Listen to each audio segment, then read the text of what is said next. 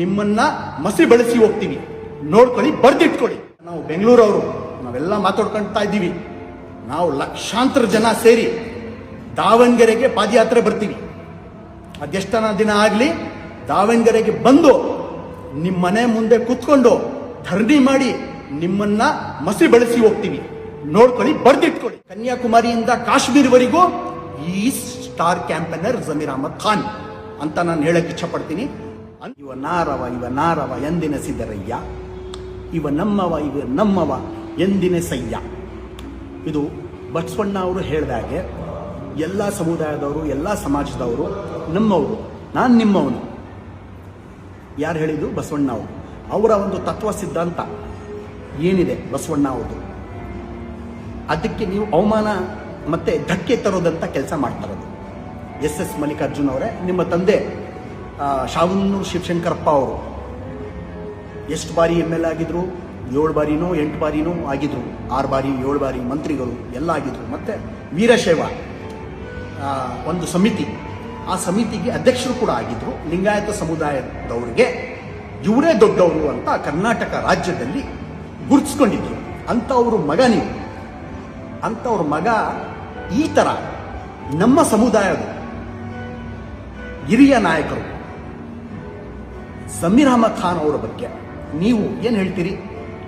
2 ಬಾರಿ ಅವಮಾನ ಮಾಡಿದ್ದೀರಿ, ಒಂದ್ಸತಿ ಅಲ್ಲ. ಫಸ್ಟ್ ಟೈಮ್ ನೀವು ಏನು ಹೇಳಿದ್ರಿ?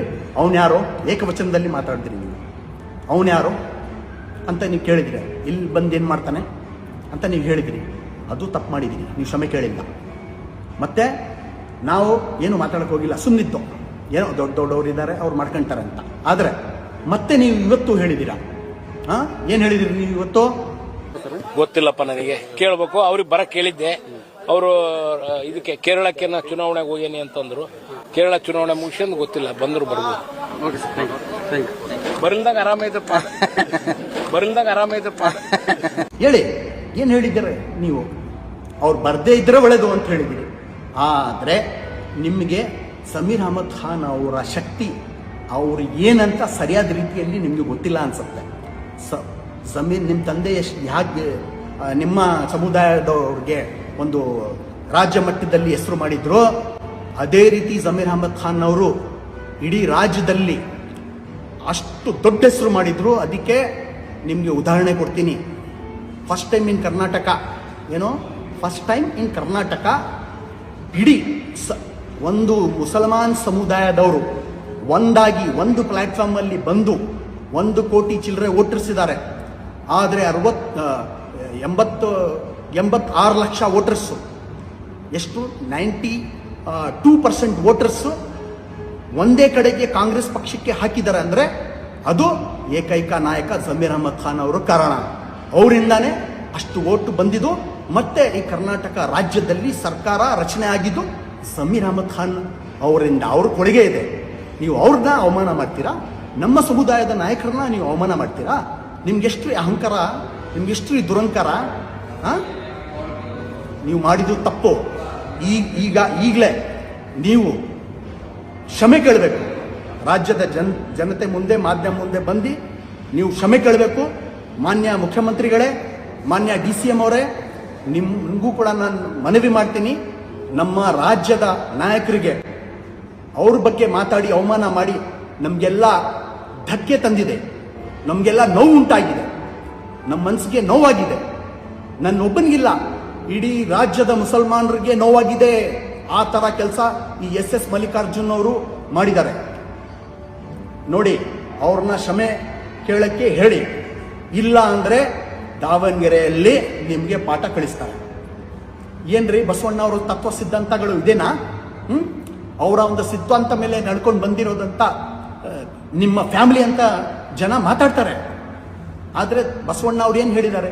ನಾನು ನಿಮ್ಮವರು, ನೀವು ನಮ್ಮವರು ಅಂತ. ಯಾವುದು ಜಾತಿ ಭೇದ ಭಾವ ಇಲ್ದಿರೆ ನಾವು ಮನುಷ್ಯರನ್ನ ಗೌರವಿಸಬೇಕು, ಮನುಷ್ಯರನ್ನ ನಾವು ಗೌರವಿಸಬೇಕು ಅಂತ ಹೇಳಿದ್ದಾರೆ.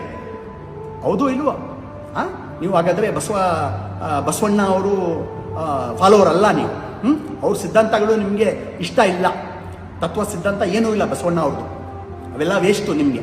ನಿಮ್ಮದೇ ನಾನೇ ಆಯಿತು. SS ಮಲ್ಲಿಕಾರ್ಜುನ್ ಅವರೇ, ನೋಡಿ, ಕಾದ್ ನೋಡಿ. ಈ ಎಲೆಕ್ಷನ್ನಲ್ಲಿ ನಿಮಗೆ ಪಾಠ ಕಳಿಸಲಿಲ್ಲ ಅಂದರೆ ದಾವಣಗೆರೆ ಜನತೆ ನಿಮಗೆ ನಾನು ಹೇಳ್ತೀನಿ, ನೀವು ಜಮೀರ್ ಅಹಮದ್ ಖಾನ್ ಅವರು ಬರೀ ಕರ್ನಾಟಕ ರಾಜ್ಯಕ್ಕೆ ಸ್ಟಾರ್ ಕ್ಯಾಂಪೇನರ್ ಅಲ್ಲ, is national level star campaigner ಅವರು, ಆಲ್ ಇಂಡಿಯಾ ಸ್ಟಾರ್ ಕ್ಯಾಂಪೇನರ್ ಅವರು. ಆಲ್ ಇಂಡಿಯಾ ಅಂದ್ರೆ ಗೊತ್ತಾ ಎಷ್ಟು ಸ್ಟೇಟ್ ಇದೆ? ಆ ಎಲ್ಲ ಸ್ಟೇಟ್ಗೆ ಕನ್ಯಾಕುಮಾರಿಯಿಂದ ಕಾಶ್ಮೀರ್ವರೆಗೂ ಈ ಸ್ಟಾರ್ ಕ್ಯಾಂಪೇನರ್ ಜಮೀರ್ ಅಹಮದ್ ಖಾನ್ ಅಂತ ನಾನು ಹೇಳಕ್ ಇಚ್ಛಪಡ್ತೀನಿ.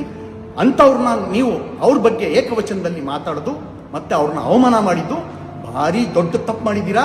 ಈಗ ನಾವು ಬೆಂಗಳೂರವರು ನಾವೆಲ್ಲ ಮಾತಾಡ್ಕೊಳ್ತಾ ಇದ್ದೀವಿ, ನಾವು ಲಕ್ಷಾಂತರ ಜನ ಸೇರಿ ದಾವಣಗೆರೆಗೆ ಪಾದಯಾತ್ರೆ ಬರ್ತೀವಿ. ಅದೆಷ್ಟನ ದಿನ ಆಗಲಿ ದಾವಣಗೆರೆಗೆ ಬಂದು ನಿಮ್ಮ ಮನೆ ಮುಂದೆ ಕೂತ್ಕೊಂಡು ಧರಣಿ ಮಾಡಿ ನಿಮ್ಮನ್ನ ಮಸಿ ಬಳಸಿ ಹೋಗ್ತೀವಿ.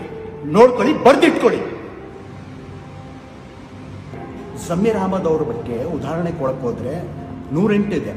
ಒಂದು ಹೆಚ್ಚು ಕಡಿಮೆ ನನ್ನ ಅನಿಸಿಕೆ ಒಂದು ತಿಂಗಳು ಮಾತಾಡಿದ್ರೇನು ಅದು ಕಡಿಮೆನೆ. ತೆಲಂಗಾಣ ಅಲ್ಲಿ ಸರ್ಕಾರ ಇತ್ತಂದ್ರಿ, ಯಾವ ಸರ್ಕಾರ ಇದ್ದಿದ್ದು? KCR ಅವ್ರದ್ದು. TRS ಪಾರ್ಟಿ ಇದ್ದಿದ್ದು, BRS TRS. ಅಲ್ಲಿ ಕಾಂಗ್ರೆಸ್ ಸರ್ಕಾರ ಆಡಳಿತಾಗಿ ಬಂದಿದೆ. ಕಾಂಗ್ರೆಸ್ ಸರ್ಕಾರ ಅಲ್ಲಿ ಈಗ ಫಾರ್ಮ್ ಆಗಿದೆ. ಈ ಕಾಂಗ್ರೆಸ್ ಸರ್ಕಾರ ಫಾರ್ಮ್ ಆಗಕ್ಕೆ ಕಾರಣ ಯಾರು? ಇದೇ ಜಮೀರ್ ಅಹಮದ್ ಅವರು. ಅವ್ರು ಸ್ಟಾರ್ ಕ್ಯಾಂಪೇನರ್ ಆಗಿ ಲೋಕ ಪ್ರಚಾರ ಮಾಡಿದ್ರು. ಅವರು ಯಾವ ರೀತಿ, is just not A leader, is just not A politician, is just not A MLA, is just not A minister, is A real human being ರೀ. ಬಹಳ ದೊಡ್ಡ ಮನಸ್ಸಿದೆ ಅವ್ರದ್ದು, ಡೌನ್ ಟು ಅರ್ತ್ ಪರ್ಸನಾಲಿಟಿ ರೀ ಅವರು. ನಿಮಗೆ ಅವ್ರ ದೋಸ್ತಿ ಆಗಿಲ್ಲ ಅನ್ಸುತ್ತೆ. ನಿಮಗೆ ಜಮೀರ್ ಅಹಮದ್ ಅವರು ನೇಚರ್ ಏನು, ಅವ್ರ ಹಾರ್ಟ್ ಏನು, ಅವ್ರು ಯಾವ ರೀತಿ ಜನರ ಹತ್ರ ನಡ್ಕೊತಾರೆ ರೀ. ಚಾಮರಾಜಪೇಟೆ ಕ್ಷೇತ್ರದಲ್ಲಿ ಎಲ್ಲ ಸಮುದಾಯದವ್ರು ಇದ್ದಾರೆ ಗೊತ್ತಾ ನಿಮಗೆ? ಒಕ್ಕಲಿಗಸ್ ಇದ್ದಾರೆ, ದಲಿತರು ಇದ್ದಾರೆ, ಕ್ರಿಶ್ಚಿಯನ್ಸ್ ಇದ್ದಾರೆ, ಮುಸಲ್ಮಾನ್ ಸಮುದಾಯದವರೇ, ಆಮೇಲೆ ನಿಮ್ಮ ಲಿಂಗಾಯತರು ಕೂಡ ಸ್ವಲ್ಪ ಇದ್ದಾರೆ. ಎಲ್ಲ ಜಾತಿ ವರ್ಗದವರು ಸರ್ವ ಜನಾಂಗ ಶಾಂತಿಯ ತೋಟ ಅಂತ ಅವರು ಒಂದು ಮೆಸೇಜ್ ಮಡಗಿದ್ದಾರೆ ಈ ಚಾಮರಾಜಪೇಟೆ ಕ್ಷೇತ್ರದಲ್ಲಿ. ಆ ಕಾರಣಕ್ಕೆ ಚಾಮರಾಜಪೇಟೆ ಕ್ಷೇತ್ರ ಜನತೆ ಬರೀ ಮುಸಲ್ಮಾನರಲ್ಲ, ಎಲ್ಲ ಜಾತಿಯವರವರಿಗೆ ಗೆಲ್ಲಿಸಿ ಕಳಿಸಿರೋದು ವಿಧಾನಸಭೆಗೆ. ಗೊತ್ತಾ ನಿಮಗೆ? ಅಷ್ಟಕ್ಕೂ ಸೀಮಿತ ಇಲ್ಲ ಜಮೀರ್ ಅಹಮದ್ ಅವರು. ತೆಲಂಗಾಣ ಅಲ್ಲಿ ಹೋಗಿ ಗೆಲ್ಸ್ಕೊಂಡು ಬಂದರು, ಅಲ್ಲಿ ಸರ್ಕಾರ ಬಂತು ಕಾಂಗ್ರೆಸ್ ಸರ್ಕಾರ. ಮತ್ತೆ ಕೇರಳದಲ್ಲಿ ಹೋದ್ರು, ಕೇರಳ ಅಲ್ಲಿ ಪ್ರಚಾರ ಮಾಡಿದ್ರು, ಕೇರಳ ಅಲ್ಲಿ ಸೀಟ್ ಗೆಲ್ತು. ಇಡೀ ದೇಶದಲ್ಲಿ ಅವರು ಒಂದು ಸ್ಟಾರ್ ಕ್ಯಾಂಪೇನರ್ ರೀ ಅವರು. ಕೇರಳ ಅಲ್ಲಿ ಎಲೆಕ್ಷನ್ ನಡೀತಾ ಇದೆ, ಅಲ್ಲಿ ಹೋಗಿ ಅವರು ಕ್ಯಾಂಪೇನಿಂಗ್ ಮಾಡ್ತಾ ಇದ್ದಾರೆ ಆಸ್ ಎ ಸ್ಟಾರ್ ಕ್ಯಾಂಪೇನರ್. ಎಲ್ಲನ ಹೋಗ್ಲಿ, ಇಡೀ ದೇಶದಲ್ಲಿ ರಾಹುಲ್ ಗಾಂಧಿ ಅವ್ರಿಗೆ ಯಾರಿಗಾನ ಕಳಿಸ್ಕೊಡಿ ಅಂತ ನಿಮ್ಮ ನಾಯಕರು, ನಿಮ್ಮ ನಾಯಕತ್ವದಲ್ಲಿ, ನಿಮ್ಮ ಲೀಡರ್ಶಿಪ್ಪಲ್ಲಿ ರಾಹುಲ್ ಗಾಂಧಿ ಅವರ, ಸಿದ್ದರಾಮಯ್ಯ ಅವರು, DK ಶಿವಕುಮಾರ್ ಅವ್ರ ಲೀಡರ್ಶಿಪ್ಪಲ್ಲಿ ಯಾರಿಗಾನ ಕಳಿಸ್ಕೊಡಿ ಅಂತ ಯಾರಾದರೂ ಕೇಳಿದ್ರೆ ಅದು ಏಕೈಕ ನಾಯಕ ಜಮೀರ್ ಅಹಮದ್ ಖಾನ್ ಅವ್ರನ್ನೇ ಕಳಿಸಿ ಅಂತಾರೆ ಎಲ್ಲರೂ. ಸುಮ್ಮನೆ ಹೇಳ್ಬಿಡ್ತಾರನ್ರಿ. ಅಂಥವ್ರಿಗೆ ನೀವು ಅವಮಾನ ಮಾಡ್ತಾ ಇದ್ದೀರಾ. ಎಷ್ಟು ನಿಮಗೆ ದುರಂಕಾರ, ಅಹಂಕಾರ. ನಿಮ್ಗೆ ಅಹಂಕಾರ ಜನತೆ, ದಾವಣಗೆರೆ ಜನತೆ ಬಿಡಿಸಿಲ್ಲ ಅಂದರೆ ನೀವು ಬರೆದಿಟ್ಕೊಳ್ಳಿ. ನೀವು ಮಾಡಿದ್ದು ಸರಿಗಿಲ್ಲ. You have to pay for this and you will pay. Wait for Davanagere elections results, ನಿಮಗೆ ಗೊತ್ತಾಗುತ್ತೆ.